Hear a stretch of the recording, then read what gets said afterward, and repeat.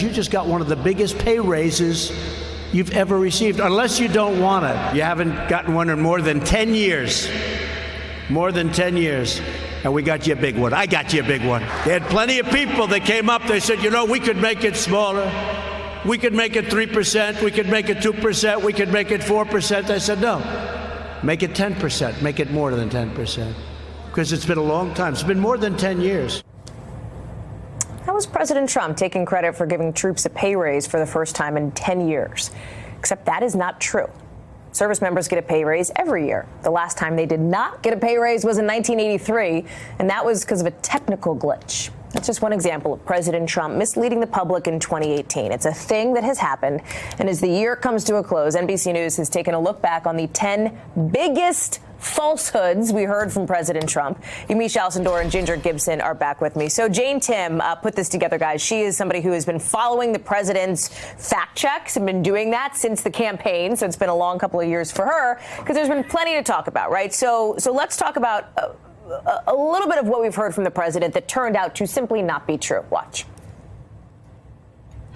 We've accomplished an economic turnaround of historic proportions. You know, and under the Obama plan, you could separate children. They never did anything about that. Nobody talks about that. But under President Obama, they separated children from the parents. How long has this witch hunt gone on? It's gone on for what? I think we've wasted enough time on this witch hunt. Okay, let's pick one to start with, and let's start with witch hunt, right? Because the Russia investigation, while the president wants to say it's a witch hunt, has resulted so far in 33 people being charged with crimes and 3 senior former Trump associates convicted. Mike Flynn, the president's personal lawyer, Mike Flynn, the former national security advisor.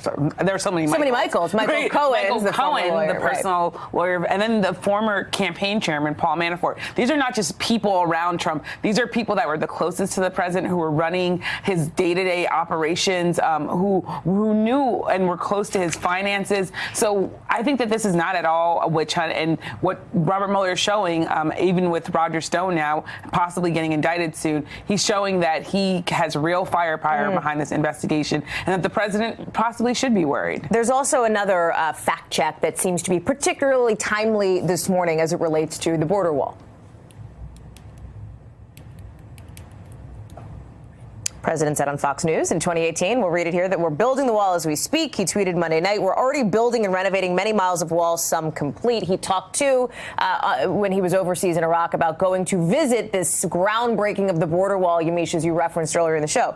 Here's the deal. The government is currently repairing and replacing old sections of border fencing, but construction on a new section of border barrier has not yet begun and will not this year. He's got prototypes being built, so he went and looked at like a let's test and see how we can build a wall, piece of wall, but it's not actually a wall. It's like a little toy version of a wall. I think that he is trying to just see what sticks, and if someone believes him, he sees it as a winner. There, in Donald Trump's mind, it seems no downside to telling lies. There's no downside to saying that he's built a wall that he hasn't built. There's no downside to saying he gave people a pay raise that he hasn't given them. That one seems particularly difficult since people are going to look at their paychecks and know what's there and what isn't. Well, and the people who we're talking to know what they're getting paid in that instance. I think there's that. I think I want to go back to the child separation falsehood, because I think that's a big one. I've interviewed people who were deported without their children, and that's a really, really big problem. There are children whose parents are still not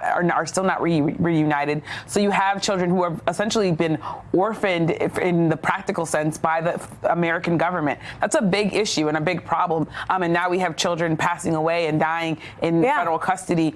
That's going to be a falsehood that's going to carry into 2019, and it has real impacts in children's lives. And a lot of these will, Yamiche, but let me pull back for a second with some real talk here, because there are folks in this country who look at this and go, God, this is Donald Trump and the media attacking him. This is another example of how much the mainstream media hates President Trump because he's doing good things for the country. There are those in the White House who will say, why don't you talk about the things that he says that are true, right? Explain why it's important to call the president out, Ginger, when he says things that are not true, demonstrably and factually. It's not an accident that they say those things after he says things that are untrue. This is not just some coincidence that they're accusing the press of attacking him after he says lies. This is a design, not a flaw in their process. And I think it is important for us to say when he's not telling the truth, because if we don't, then who does? If we're not acting as arbiters of what is true and what isn't, then there's no one left to arbiters of what is true and what isn't. It is our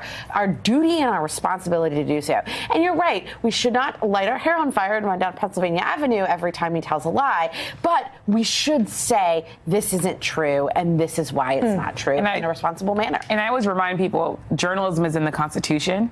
It's our job as mandated, and we are bound. And the founders of this country had us in mind when they created America. So I think that we have to think about that as we point out falsehoods. We're doing, as you say, a duty to the American people, and it's our responsibility. And that is a great note to end on. Yamiche Ginger, thanks for hanging out for this past hour. Much appreciated. Thank you for checking out our YouTube channel.